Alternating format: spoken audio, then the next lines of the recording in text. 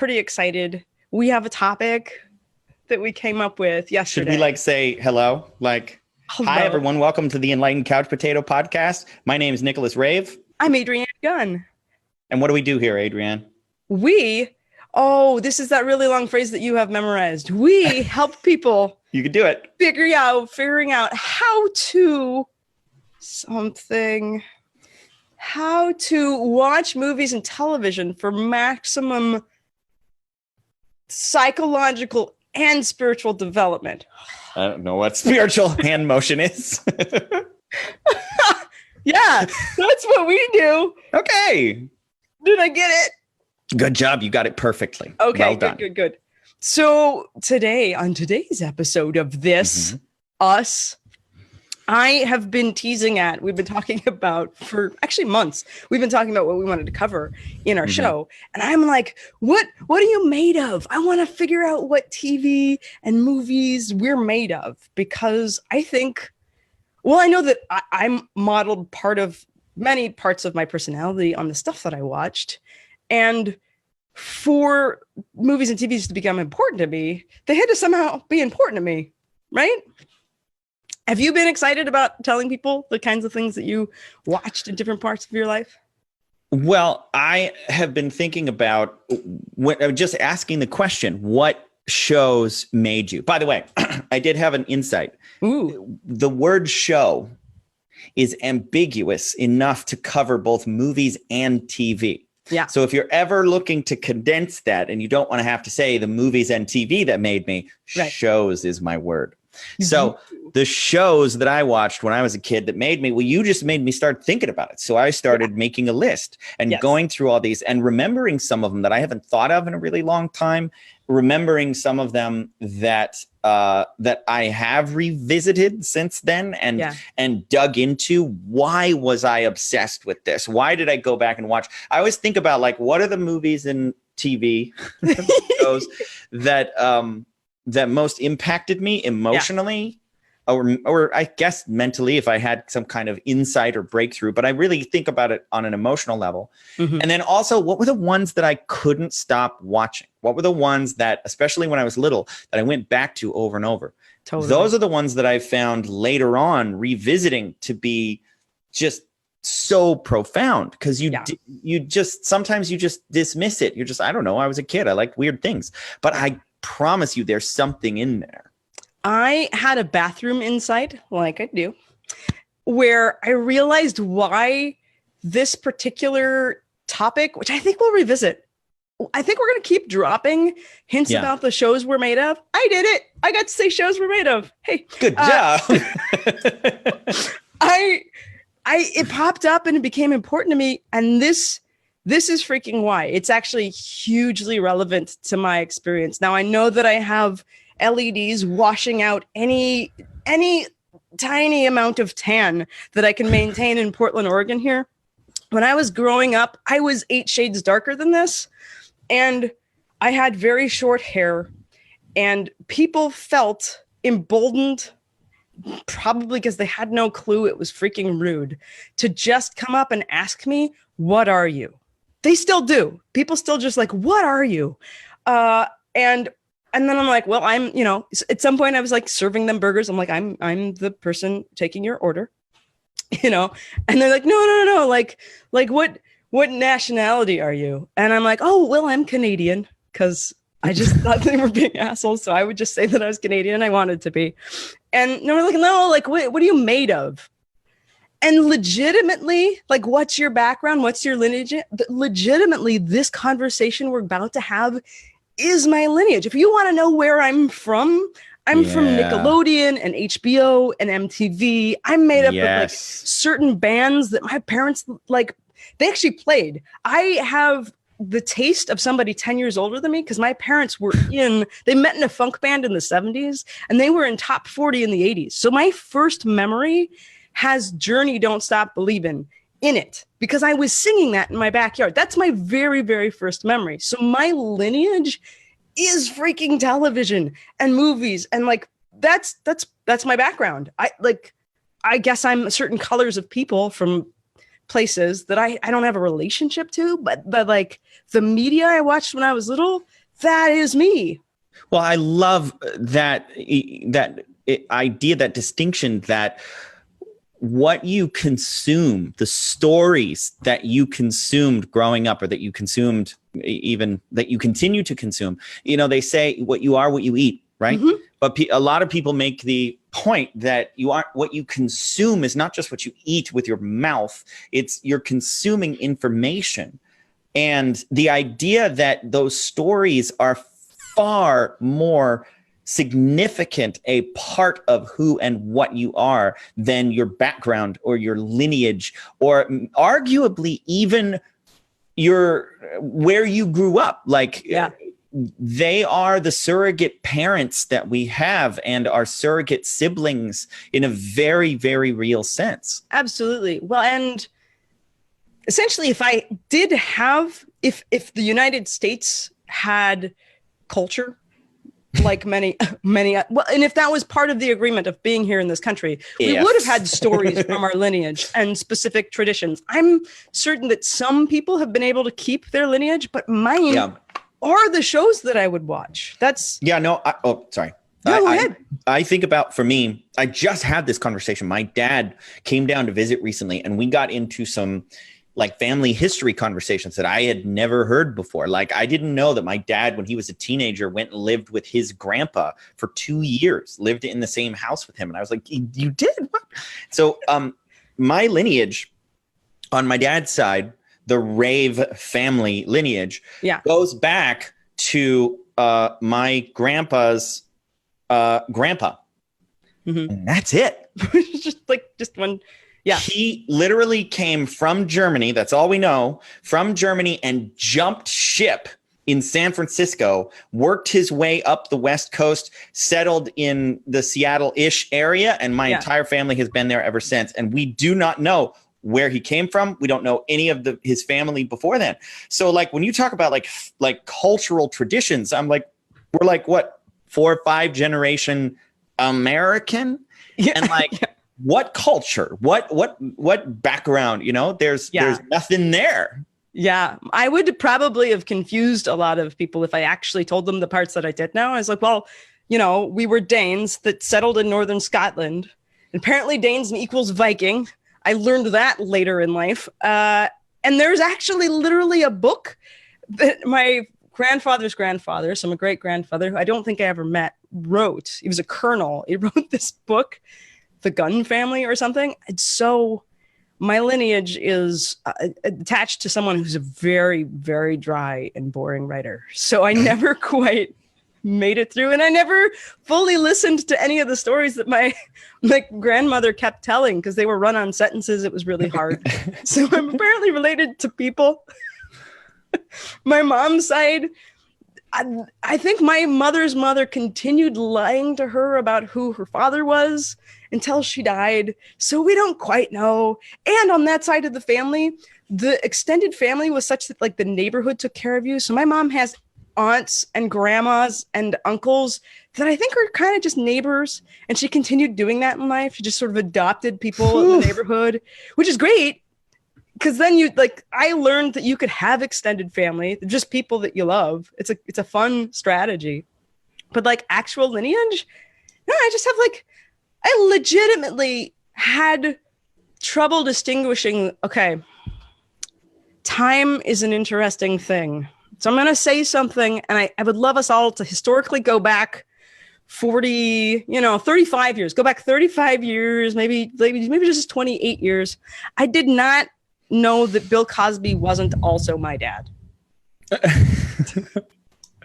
My sister thought that Spock, Leonard Nimoy, was my grandpa. Oh, that's awesome. There was something, like, I knew he wasn't my dad, and I knew I wasn't Rudy, but in some aspect of my lived experience, it was so my dad, and that was my family. You were talking about surrogate families. There was a way that I couldn't quite tell the difference, and I knew that was happening. For sure. It's very strange. So when we were wanting to talk about this yesterday, I think when I was trying to sort my worlds, I recognized that there was like the earlier stuff that I watched that made up my personality. And then there's a chunk of time where I'm consuming TV and I'm kind of an adult with it. And then there's some moment at which I recognized how powerful television is, and I started watching with a new intention. Yeah, it's like a threshold that you cross where all of a sudden you're now paying attention in a different way. Totally. And that's largely what we're trying to do with this podcast, is take people through that threshold of being like, movies and TV can be more. And maybe if you're listening to this, maybe you already have crossed that. Maybe you are crossing it. Or maybe you've never considered the idea that movies and TV can be something more powerful than just entertainment. Yeah. I am noticing that we are in switchy mode. Do we want that, or we want side by side? Oh, thank you for reminding me. How about that? I don't mind switchy. No, I prefer it this way. I mean, I could switch. Can we backtrack for 1 second? I love it. You said the thing about lineage, and it made me think about storytellers have been an essential part of the community and the tribe forever, arguably. And when you think about like the family or the tribe, the stories that were told were often the stories of that tribe or of that family and your lineage. They would carry the stories. And it would be like, Grandpa, tell us the story again about how you blank, or how great grandfather so-and-so did blank. And even something as simple as like a family crest. Yeah, I know. That's like a lineage thing that you carry forward. And for so many of us, there's nothing. There's nothing there. And even if there is something there, maybe you don't even want to look at it. Maybe that's not the lineage that you want. The stories that you can tell about your past are stories you'd rather move on from and transcend and break those generational curses. So again, these stories become the stories you can adopt to literally, as you're saying it, or as literally as it can be, I suppose, metaphorically build yourself. Yeah, literally metaphorically. What's funny is I actually started learning more about the Gunn clan when I was cast in a show, Henry IV Part 1. I was cast as the Douglas, who's a Scottish warrior that's hired by Hotspur to defeat Prince Hal and his father, the king or whatever. And so I went back to study some, I wandered into a Highlander store and learned a lot about that. And my family crest, only one. Family crest, the Gunn clan, the motto is At Pax at Bellum, which means either peace or war, which was hilarious to learn at 28, I think I was, when I just remembered that's either black or white, either peace or war. And I was like, our family really is just like, right?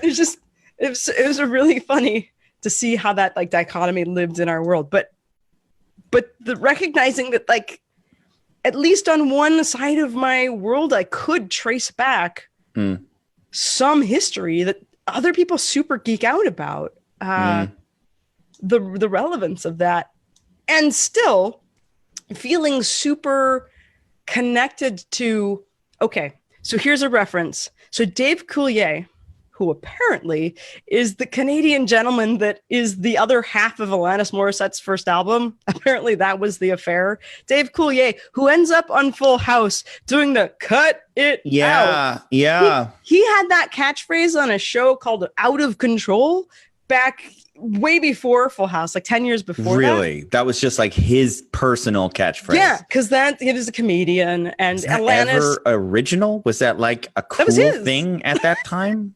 I don't know. I can't have a reference point for that being cool ever. Maybe, but I was like tiny. And it's funny that Alanis was also a kid star on a show. Can't do that on television. Like these are friends of mine. Is how it feels. Like, exactly. Oh yeah, these are my buddies back when I was like 5 or 7. Right. Super weird to have this like brazen album be about this affair she had with this goofy mofo Yeah. from childhood TV. You know, you mentioned music too, like you Mhm. talked about your parents and the music thing. So you had talked about how movies and TV you mentioned discussing how movies and TV kind of fit into our childhood. And as we've been talking, a bunch of stuff has come up. So one thing is my grandparents grew up, for anybody who doesn't know this, I grew up on a Christmas tree farm, homeschooled in the middle of nowhere. I used to joke we lived about an hour from nowhere.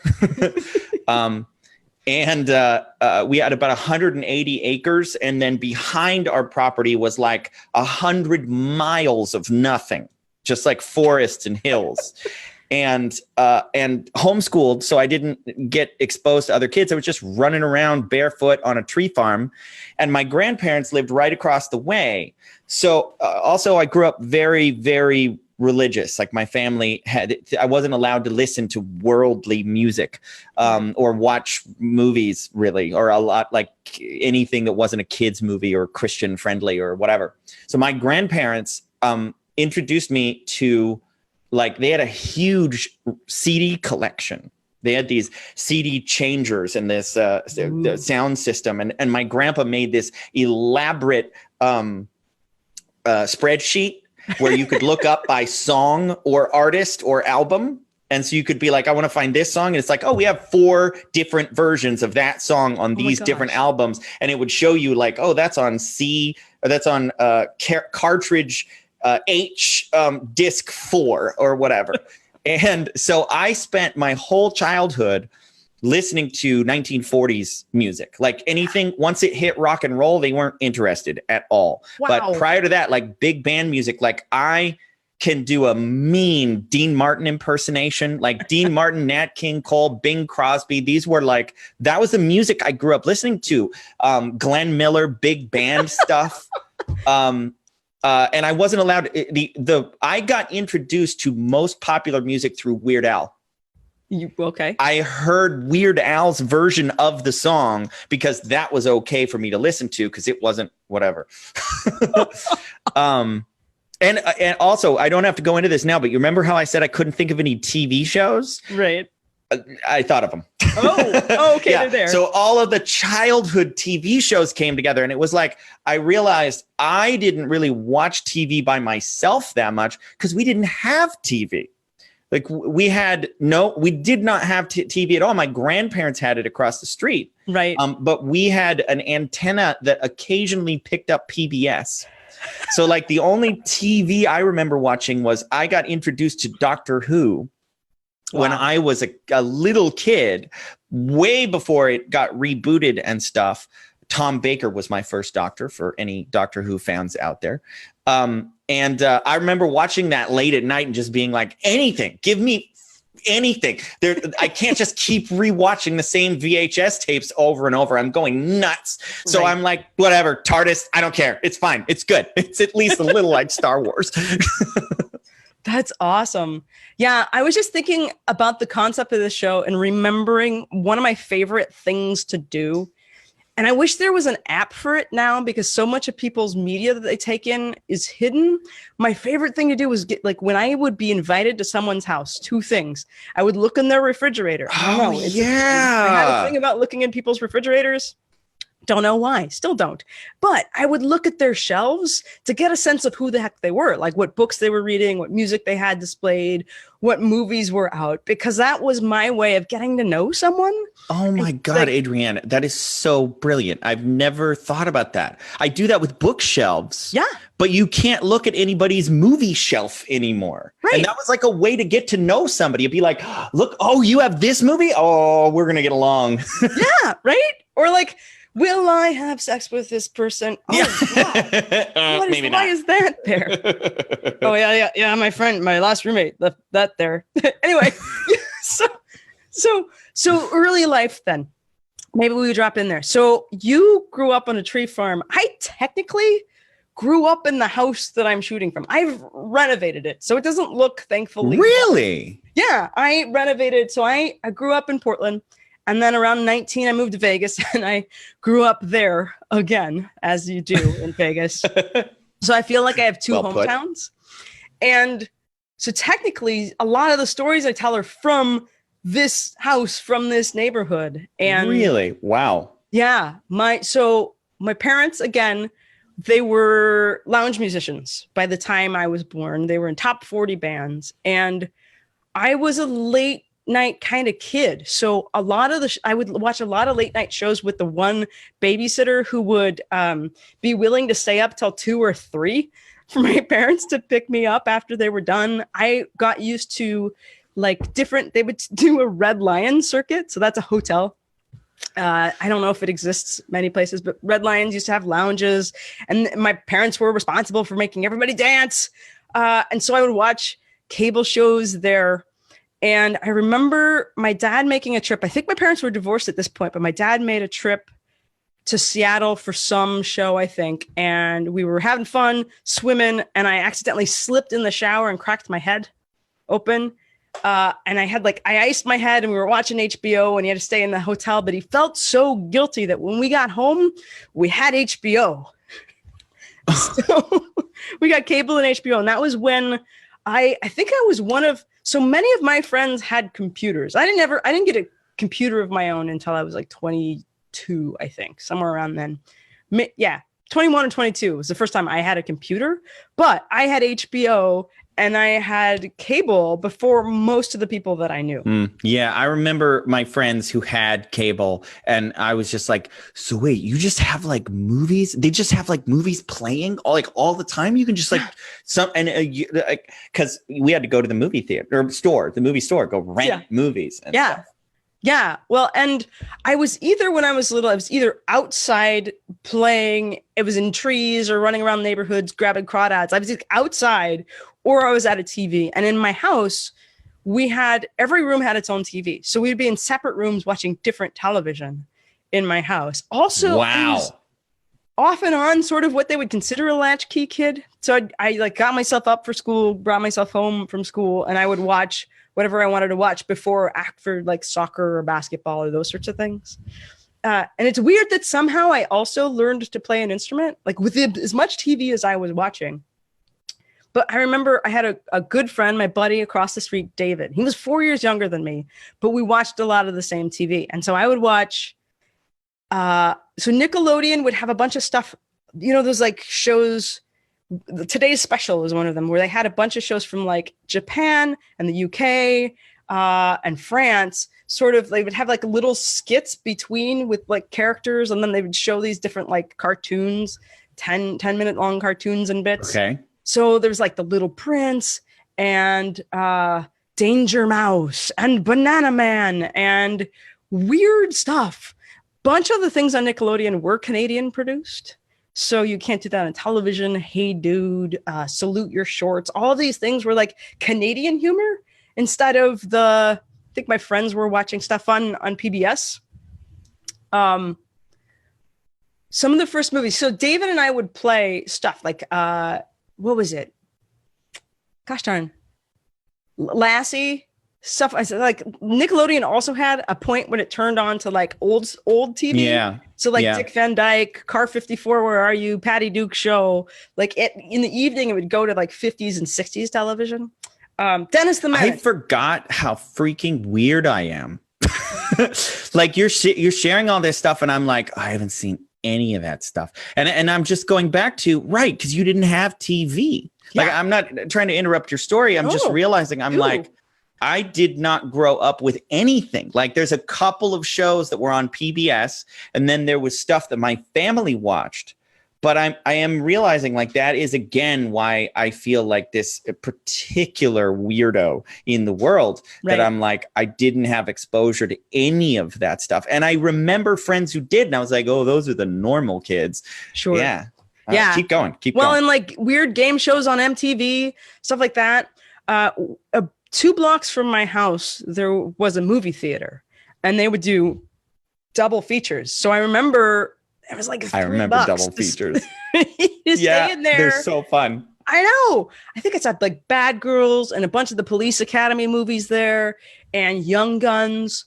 And I was thinking about the stuff that David and I would like play. We would like, I kind of think of us as Dennis the Menace, because we had the kids in the neighborhood that we had to play with who were boring and horrible.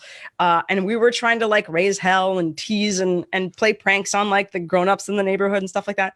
But we loved playing Back to the Future. Back to the Future was a huge thing. I very much modeled Michael J. Fox from Family Ties and Back to the Future growing up.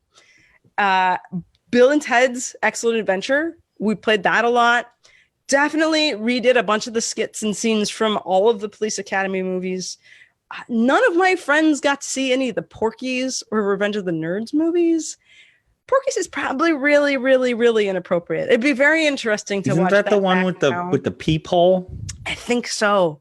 Yeah. Like super rapey. Super rapey. I imagine I watched it's all good, harmless fun. Blah. But I also grew up watching, since I had HBO, so I got to watch a lot of the R-rated movies before anybody else did. But I was also watching stand-up comedy and a lot of boxing. So like a lot of like really boxing. Pay-per-view. So do you remember your first rated R movie, or was that not even a big deal? I think it may have been one of the Porky's movies. Okay, because it was a huge deal for me when I got to see my very first rated R movie. Yeah, sure. I mean, there's a lot of stuff before this, but I believe the first rated R movie I watched was motherfucking Die Hard. Really? Yeah, because my dad was like, violence, whatever. And I loved that movie. I mean, still do. Like, it's one of my go-to Christmas movies every year. Nice. I keep wanting to watch that as a Christmas movie. Yeah. Mm-hmm. I think, a lot of the early stuff for me is like getting to watch Richard Pryor and Whoopi Goldberg and a bunch of the like comedians that other people didn't have access to until they were on Letterman. I loved staying up. So in my bedroom, I had a tiny portable black and white television set. And I would listen with headphones after bedtime. So wait. I want to envision this properly. Is this like one of the Game Boy size ones, or is this one of the ones that's like a vacuum cleaner? It's like this deep. It's like this like square, but like deep. Do you know what I mean? It's like lunchbox size. It's like with an antenna that I have to move depending on the day. It picks up different. So I would listen with headphones and watch Arsenio Hall after bedtime. And some of the ones that stand out to me, two people stand out to me. Mayim Bialik, who was Blossom, that was her television show. She would love to go on Arsenio, and Arsenio's like, okay, which Elvis Costello song are you in love with now? And so she would just recite Elvis Costello lyrics on Arsenio Hall. This is a vivid memory to me.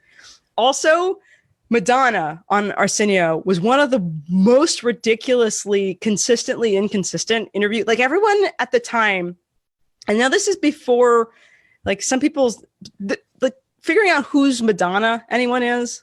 Like Madonna self-titled album. This is that Madonna. Yeah. Not like post Ray of Light Madonna who's like well behaved and wears clothing. She would either show up as like manic, overly sexualized Madonna, or she would show up as like hyper blinky, philosophical, ridiculously intellectual Madonna. Those were the only two Madonnas that would show up on a show and nobody knew who it was. And if you go back and watch, you're just like, I don't know if she's bipolar, but like she would just blink a lot and then say amazing things. Or cocaine's a hell of a drug. Or she'd be ripping on people as part of some of my world. What did you end up watching at your grandparents' place? All right. Okay. So, let me start with the stuff that there was one videotape that we got from my cousins that they recorded like in slow mode, like double where you can click the thing on the VHS and then it's really shitty quality, but it records twice as much. Okay. So if I remember, there was 4 hours of shitty quality Disney Channel. Oh. And I watched it over and over. I think I wore that tape out. Yeah. And it was like commercials and cartoons and So there's been a few Disney things. We got Disney Plus, so I've been going back through their old back catalog and looking at stuff that I haven't seen in forever. So there's some of those that I remember, but none of them that were real significant. As far as TV goes, so we should start there. PBS was my thing. So I remember watching Where in the World is Carmen Sandiego with Rockapella. Do you remember that? Yes. Yeah. Carmen Sandiego. I totally watched that. So watched that. There was this other show called Ghost Rider. Yeah. I remember, I think I was a little old at the time, but occasionally still watched the Magic School Bus. That was a thing around that time. And that's about as many as I can remember. So those are probably the only ones that matter. Doctor Who was a big deal, though, because that came on late at night. And sometimes I watched it when no one else was around. And then over at my grandparents', the family watched Little House on the Prairie, like religiously. Yeah. And which I'm pretty sure was reruns at that time. I think that was like a 70s show, right? So then the other rerun show that we watched, and I remember this so vividly, it's one of my favorite TV related memories, is that when my dad, for a while, my dad didn't work outside the house. He just stayed on the Christmas tree farm for like 4 years or something. And during that time, at lunchtime, we would go have lunch, and then we would go watch Perry Mason. Do you know that show? Black and white lawyer show. Yeah. Where he like solves crimes and mysteries and stuff. But the one thing I remember about it, best theme song ever.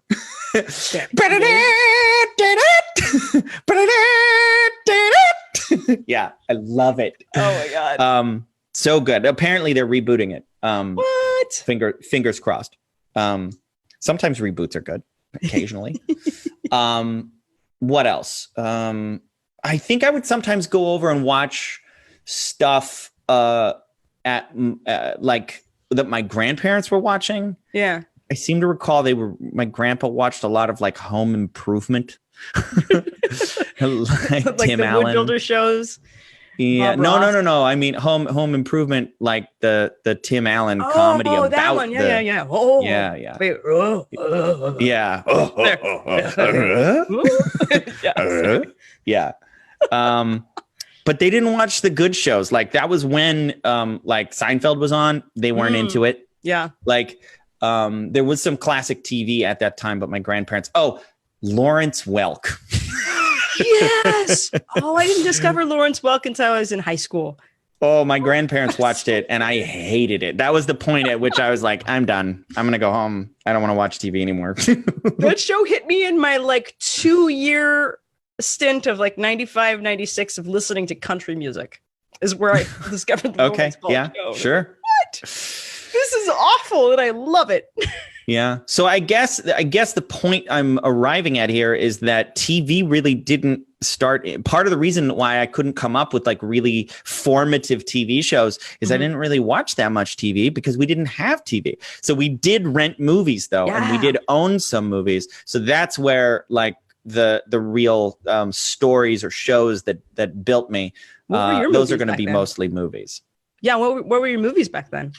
Okay, so I've got a list. There, obviously, there's more. We watched a lot of movies. My dad loved to rent movies, and some of my favorite childhood memories are like mom and my sister were off someplace else. Dad would come home, and he would stop at the movie store and the gas station to get shitty gas station food. Yes! And it would be like potato wedges and sometimes I think mozzarella sticks and like it was just a chicken, like fried chicken and stuff.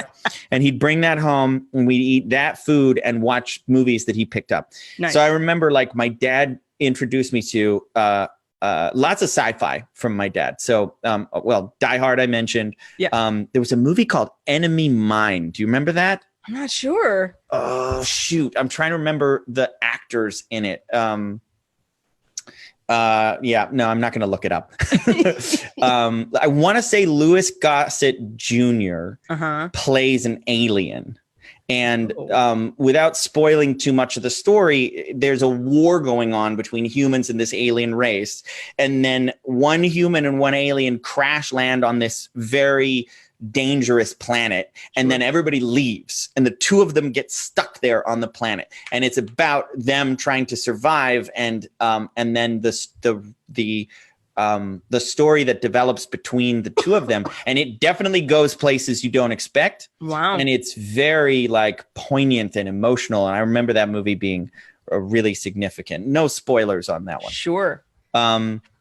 I remember watching Predator with my dad. That was another rated R. I think that was the second rated R movie that I watched, which holds the fuck up, by the way. You go rewatch that if you're into, like, that's barely even an Arnold Schwarzenegger movie in my mind. That's just a great science fiction film, bordering on science fiction horror, action, but that happens to have Arnie in it. But really fun. Arnie, you're on Arnie terms with whatever. That's the term.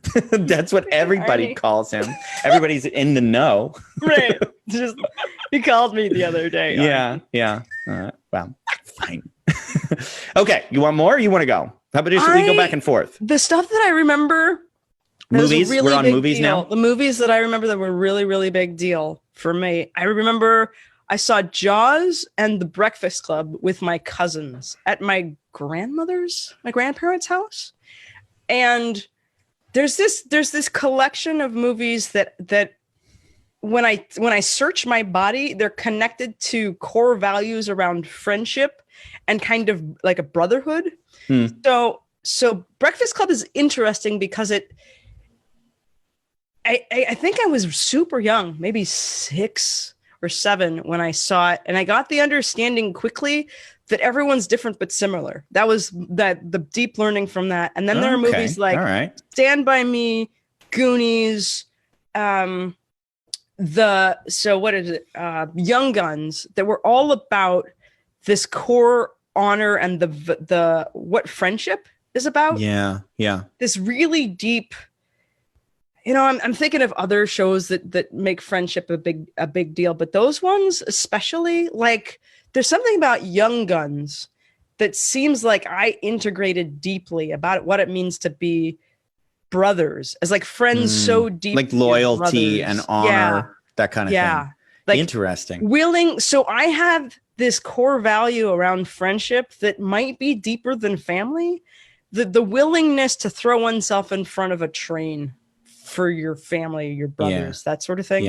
I think the other movie that has that in it, but I was a little too young to quite get it. What is it? The Outsiders has that sort of theme in it as well. So here's my problem. I didn't see Breakfast Club and what was the other first one? Goonies.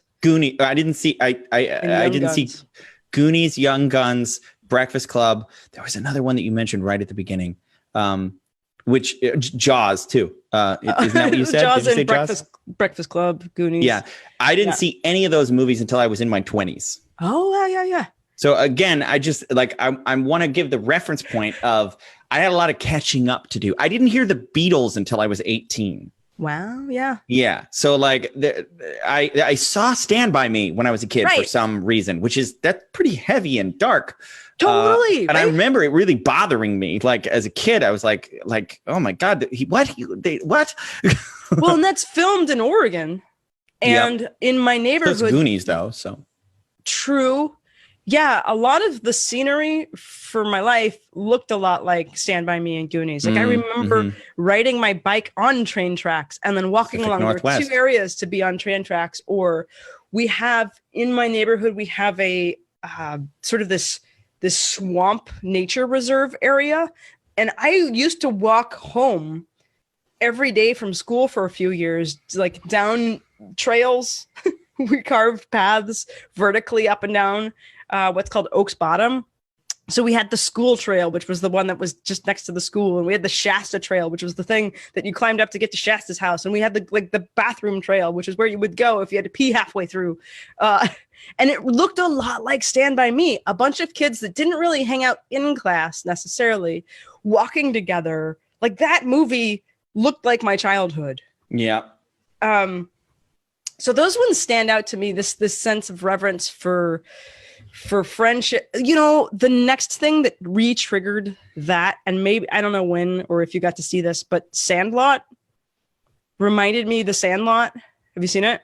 I've still never seen Sandlot. Okay. Or The Outsiders either. Nice. So the Sandlot came out. Sandlot I know a lot about, but I don't even remember what Outsiders is. Yeah, Sandlot's a lot about like growing up, and I guess because all these kids play baseball together, they can be from different areas, and there are these like weird stories about the neighborhood, and there's a lot of teasing, and kids are really mean to each other. That movie reminds me a lot of my childhood too, because we had a neighborhood pool that everybody would go to. We were just wandering around. We were free-range kids. That wasn't even the title for us. Right.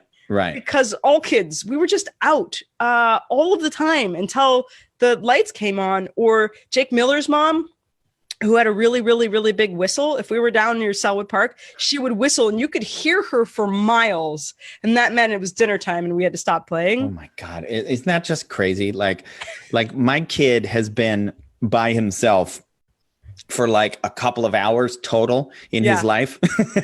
Like he's 10. Yeah.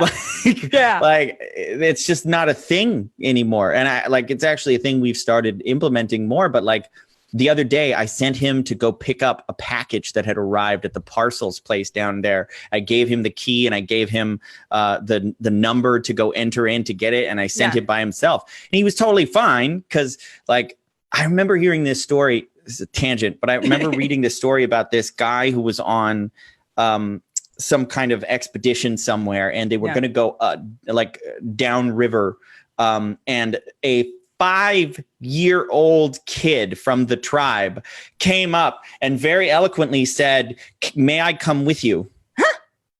And he's like, "Where are your parents?" And he's like, I don't know. Like, I'm going to go down river with you. So just by himself, this 5-year-old kid, which it was fine with everyone. Nobody gives a fuck. It was just fine. Mm-hmm. And he sailed with them. He knew how to do it. He was not a useless addition to he was just like helping out and making sure things. And when they got there, he took off by himself. Yeah, I remember before 8, I was riding my bike all over the place. We all had knives that we would play with. We would dig holes. We would climb through our neighbors' Oh my God, I have so many scars. Yeah, just like there were two different parks with bodies of water that we would like get tadpoles and crawdads out of. We would just be gone for hours. No one knew what we were up to. And my neighborhood, like kids are kind of violent and awful. My neighborhood was a little bit on the edge of, at some point, a bunch of the kids that I did grow up with around my house went to jail once or twice. I do have memories of like getting punched in the gut trying to defend a friend. And I mean, this is part of that like Stand By Me like thing of that like standing up for your friends and taking on adult kids. We had like a bunch of muscle cars and raised up trucks in my neighborhood and skater punks. It did grow up kind of like rougher in the sense that like most of us stole things. It was probably fair that the people who ran the mini marts would like eyeball us as we were going on, because we wouldn't always get the exact amount of change for the candy that we were buying when we were like rifling through couches and stuff, you know? Yeah, we would just jump off of buildings and set fires places. And there was a lot of sexual inappropriateness, not by me, but around. Well, there's a lot that I resonate, like the outdoors tadpole side of things. But the rest of it, not so much, being super conservative, religious, and growing up alone. Like the predominant overwhelming feeling when I think back on my childhood is boredom. Oh, like loneliness and boredom. Yeah. That I would be like, big sister, will you play with me? No, go away, leave me alone. You drive me crazy. I'm going to go outside and talk to my imaginary friends because I didn't have anything to do. And then at some point we got a computer, and then that became my life.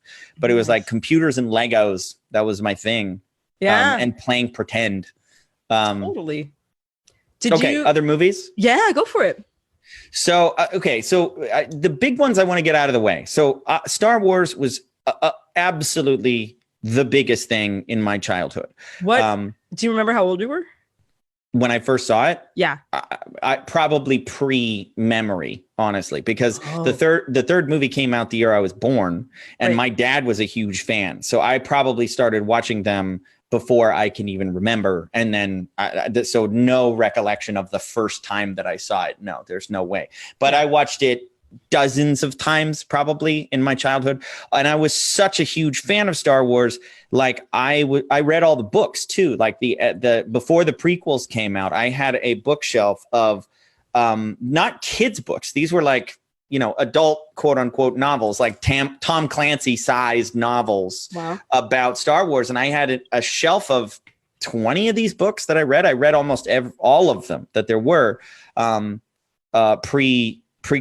And then the prequels came around, and I was very disappointed. And I was a huge Star Wars fan. Like when the special edition came out, I probably told this story when you've heard it before, but when the special edition came out, I grew up in a very, very small town where there was one movie theater that was going to show it.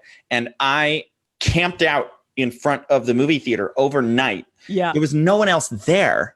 I just wanted to have the experience of having camped out to see Star Wars. Yeah. Because I knew it was a thing. The newspaper came, that's how small a town it was. The newspaper came and interviewed me because I was there doing this. And yeah.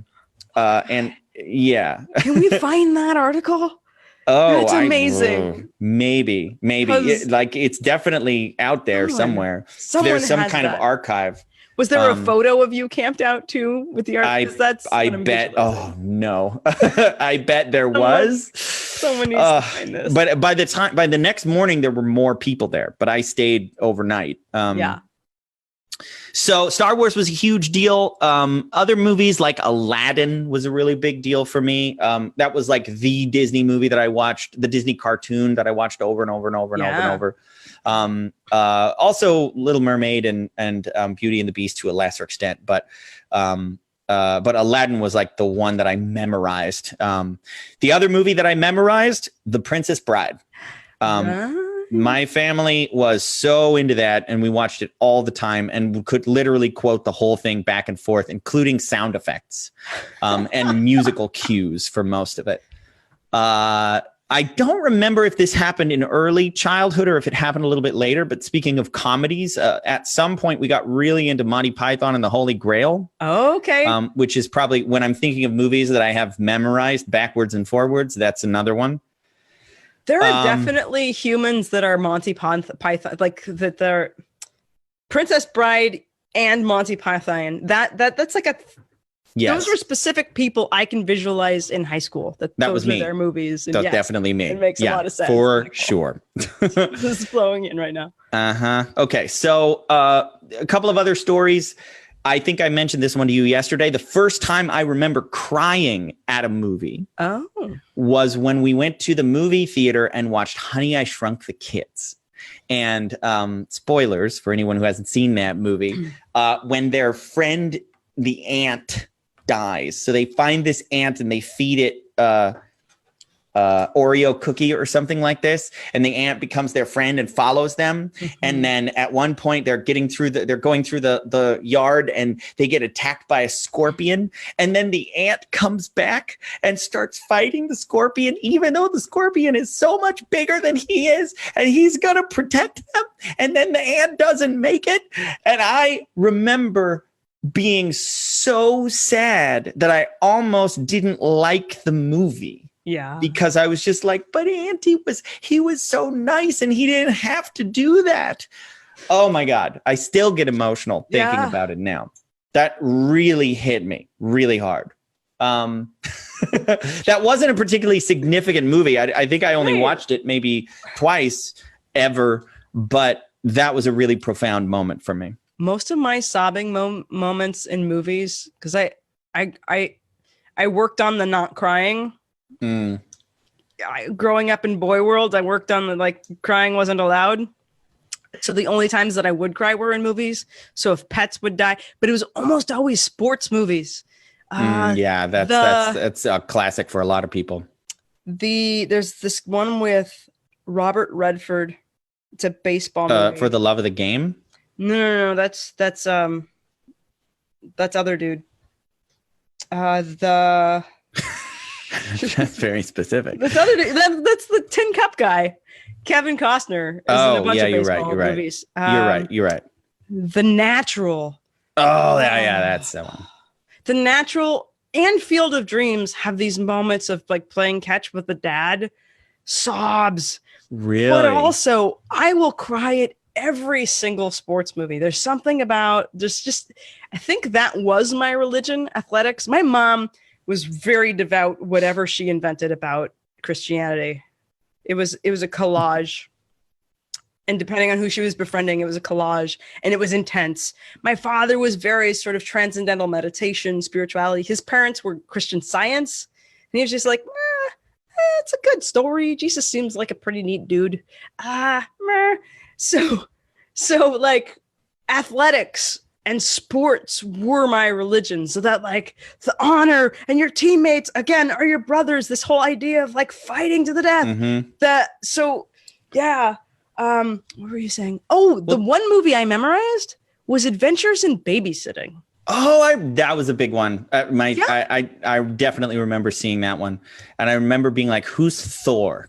Right? Because I wasn't in comic books until much later in my life either. Yeah. Oh, I had the biggest crush on Elizabeth Shue because of that movie. Yeah, totally. Holy crap! Yeah. My friends and I rewrote "And Then He Kissed Me" because of that movie.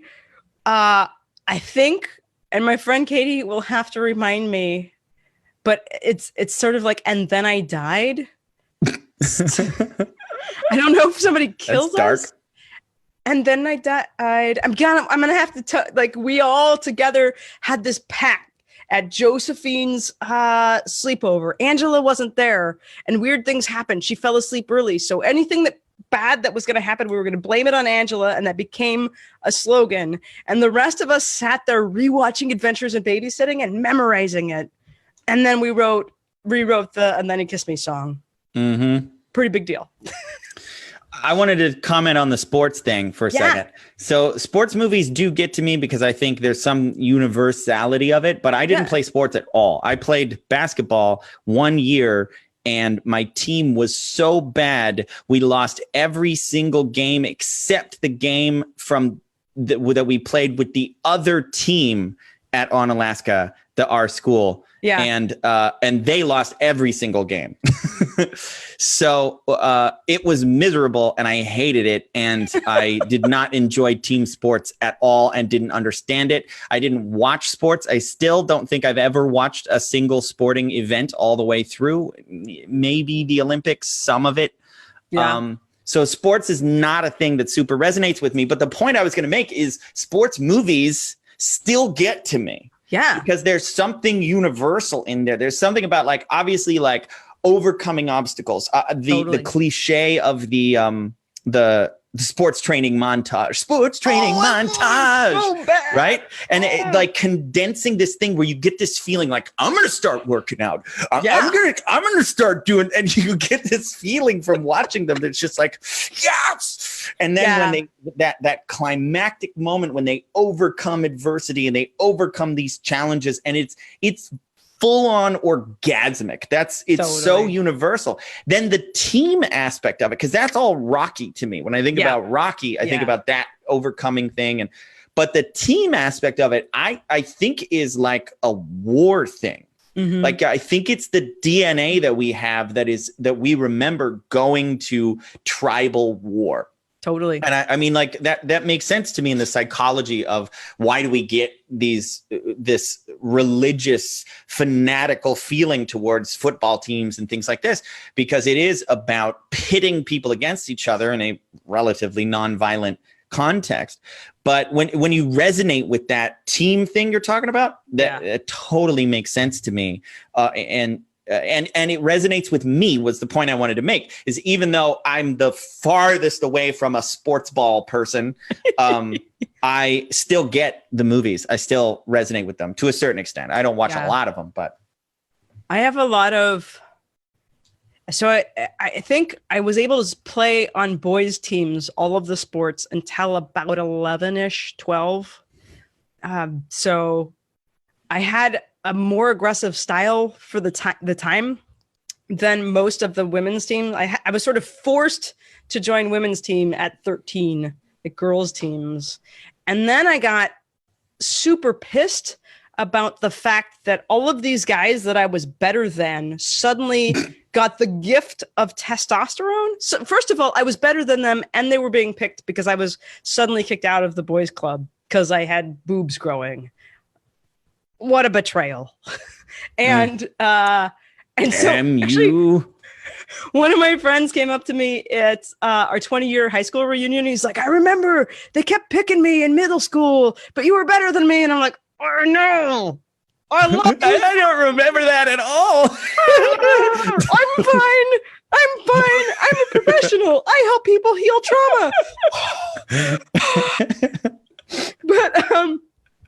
But I remember how annoying it was to see these, like, so in sports ball world, I stopped watching the NBA because it was so much crap, because the game, suddenly these dudes could suddenly leap and they had different amounts of stamina and they had, like, since they were just, it was entertainment, it wasn't real fucking basketball. The sports that I had to play, everybody had to grunt it out because we didn't suddenly have like jet fuel in our bodies to suddenly like leap over that we didn't earn. We didn't get anything we didn't earn. And fucking basketball, they would travel, they would double dribble, and they're paid millions of fucking dollars. And I'm like, fuck all of you. That's not basketball. So I stopped watching. The only thing I could maintain watching was tennis. And I think it has to do with the camera view. It was the only thing that I could watch and still, like, I would watch a tennis match and then end up playing later that day, and my game would have improved from watching it. But if I watched an NBA game, my game would suck because they didn't play the real game. It was weird and just some angst. Soccer might be. Nope, soccer is not different. Men's soccer is the most testically display of wimpiness that I've ever seen. Like you know how many women's soccer matches are full of women covered in blood and they're still going? Right. Yeah. And the guy gets like, someone blows in their ear and like, oh, and they're punched over. Oh, yeah. Oh. Anyway, that's those compilations on YouTube are pretty hilarious. The only exception to the sports thing for me was martial arts. Nice. I very much got into martial arts, but that doesn't do the team thing at all. Martial arts movies still absolutely get to me. Karate Kid was a big deal. I didn't put that one on my list, but it totally was. And I'm sure there's other examples that aren't coming to mind right now. Bloodsport and Lionheart and the Jean-Claude Van Damme stuff? Little later, not early on. I don't remember. Like, Van Damme has a special place in my heart. Like, I love to tell people, like, Time Cop is a good movie. Yes. Watch it. You watch it and tell me that's not a good movie. Van Damme, look at him. He does the splits over a counter to avoid being electrocuted. Come on. I know there's some silly Van Damme movies out there, but Time Cop is a reasonably good movie. It's not. It's awesome. So I don't think I watched those when I was younger, though. But so martial arts movies. I did start doing Taekwondo when I was pretty young, and then I got into other martial arts later on, and that definitely still resonates with me. But that's all like me against me. Like, well, I mean, you're against another person, but the sport of it is largely challenging yourself to be a better version of yourself. Yeah, the martial arts movies, the theme of the whole thing is a spiritual journey. Each one of them. There's a show, How I Met Your Mother. And one of the characters, I think it's Barney, believes that the Karate Kid is, his name is sometimes Billy Zabka, the blonde dude who's the bully. Yeah, he's a good guy. Thought he was sexy as fuck and wanted to be him too, which is a little confusing. And he's also a bully in one of my favorite movies, Just One of the Guys. He plays almost literally the same character. And I'm like, I wonder if you could actually make a crossover there where you could look at it as the same character, like went to a different school after he got his ass kicked. Oh, totally. It makes sense. But the other funny thing is that the cross-dressing female lead in it looks a little like Ralph Macchio when she cuts her hair off. So it could be the same movie. That's a screening. We should do that screening. I really appreciate the interpretation of that movie where they point out that Ralph Macchio is totally the villain of that story. Like they play it so that he's the good guy, but he's an asshole. He comes in there and kicks the ass of this guy, and like, watch the movie again and don't listen to the music. The music lies to you. It tells you that he's the good guy, but he's not. I've never watched the Cobra Kai, the TV show that was supposed to be the follow-up of when they're older. But I've heard that it's really good. I've heard people say that it's like it plays on that stuff where it like actually makes it gray and ambiguous. Where like the kid, the kid who he kicks his butt, I can't remember his name, sweeps the leg, Johnny. Yeah. Johnny is older, and then the two of them end up like running into each other again, and it's like the repercussions of that story. I'm curious. Maybe we should make that one we watch together. I am so scared in the same way that you were terrified of the recent the Picard thing. I got it. I have it. I can watch Cobra Kai, but I'm so scared that it might not be good because the whole like crane kick, we would do the crane kick on that was part of the early movies. Wax on. Okay, we got to wrap this up. Like, I know. This is well over an hour we've been going, so this has got to be like a 2 or 3 parter. Apparently, yeah. Okay. So these are parts of aspects of my personality, I think, like super deep. Before, what is it? 12 or 13, we start like trying on some stuff and saying no to things, and then developing our personalities. This is just I think I'm telling you things that are pre-10. Well, I think there's something really fascinating here about getting to know you better. This is something I do with my clients, by the way. Like I will actually ask my clients to make lists of their favorite movies and most influential TV shows and stories, because it is a window into your deep unconscious. It's like, which ones did you pick? And notice we have some overlap, but there's a bunch of ones that were important to you I've never even seen. There's some that are important to you that I have seen, and they weren't that significant to me. Yeah. And again, that's sort of the point of this, is we're getting to know each other, and we're also revealing ourselves at a deep level. Like this is our DNA. Yeah. I think it's funny how many stand-up comedy specials, like I remember the guy, so Henry, what is his name? Night Court. Night Court was a show that not a lot of people have seen, but I remember watching his stand-up comedy before he was the lead. The deal was, if you were a comedian, your golden goose judge was on Night Court? The judge, Harry Anderson. Yeah. He was a magician. He's a magician. No way. Really? Seriously. Yeah. And there's this dumb knot rope trick. He would do rope tricks. He would do card tricks. He would do disappearing things. He was a magician, stand-up comedian. Yeah. And comedy magician. Totally like not there, and he's moving the knots around. He was one of those early guys that was funny enough and made an impact somewhere that they gave him a sitcom. They wrote a sitcom for him. And that was the path. It's like, you got to be a stand-up comedian, and then they gave you a show. Yeah. And so you get on Letterman, and if you make a good enough impression, they might give you a show from there. Yeah. Yeah. I know how raunchy Bob Saget was prior to him being the Full House and the America's Funniest Videos guy. Okay. Final point. And then then we really do have to wrap this up. Speaking of like using movies and TV as like a calling card, you talked about like going on somebody's shelf and being like, ooh. I used to use a show called The Aristocrats, the movie, as the movie, as a way of telling people like, can you be friends with me?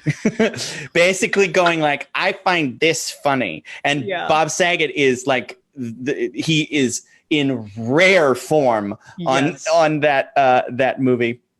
documentary about the arguably the raunchiest joke and one of the most interesting jokes ever created, called The Aristocrats.